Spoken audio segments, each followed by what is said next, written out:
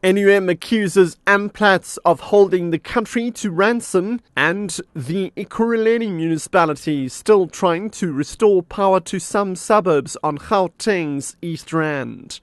I'm Richard Brooks. Miners' union NUM has accused Anglo American Platinum of holding the country to ransom. This after the world's largest platinum group announced that it would cut 6,000 jobs. It had earlier planned 14,000 retrenchments. Analysts have warned that the compromise might not be enough to push the unprofitable Amplats back on track. Here's NUM's Lesiba Sishoka. It looks like Anglo Platinum had swallowed more than it could actually chew. Then let it give away the others that it is unable to use, especially because in their own view, there's so many operations that led to them overproducing and oversupplying in the market. But if there are any other newcomers that are willing to take over the license and operate, let them be free to do so. Peter Major is fund manager at Katie's Corporate Solutions. People listened to reasoned arguments that opened up avenues that they may not have seen before.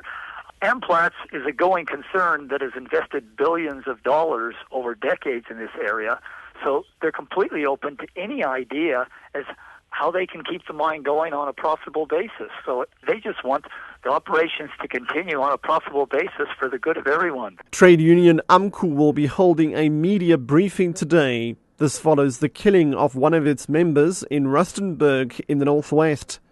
The union has discouraged its members from avenging the death of the union member.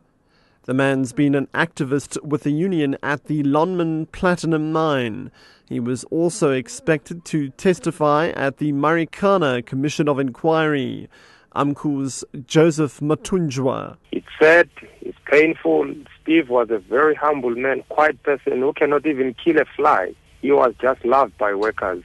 So we are simply saying, let's give the chance for the police to investigate. I'm not suggesting that one will attack any person. That is our call as a responsible union. The Commission spokesperson, Tsepo Mahlangu. We are concerned about this number of deaths that you've mentioned. I think this brings to 4 in total, the number of potential witnesses whom were supposed to come and testify at the Commission to shed light on their role in particular with regard to last year's strike that resulted in scores of people being injured and many dying in the process.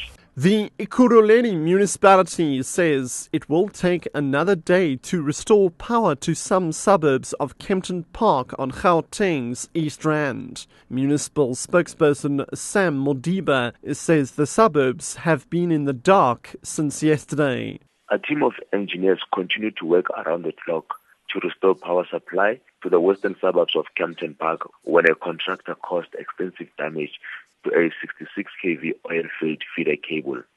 Van Riebeck Park, Terenier, Beach Acres and Etlin are still without electricity.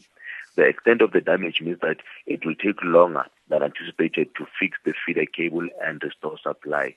We are looking at restoring supply by Tuesday afternoon, the latest. The Road Traffic Management Corporation, RTMC, has dismissed suggestions that it's discouraging whistleblowing on illegal activities. It has launched a probe into what it terms the illegal acquisition of records regarding vehicles belonging to its spokesperson Ashraf Ismail. Last week, a newspaper reported that Ismail owed the traffic department 6,500 rand for 8 traffic fines. The report also alleged that Ismail displayed an invalid number plate and license disc on one of his vehicles. The corporation's Collins Letsule. The issue is not to close rank behind Mr. Ismail. I must make it clear. These probes are two. We are continuing with the investigation on what has transpired. The representations of Mr. Ismail are in front of the investigator and they are investigating that. But there are people that went into a government system and got someone's private information under false pretense, which is illegal.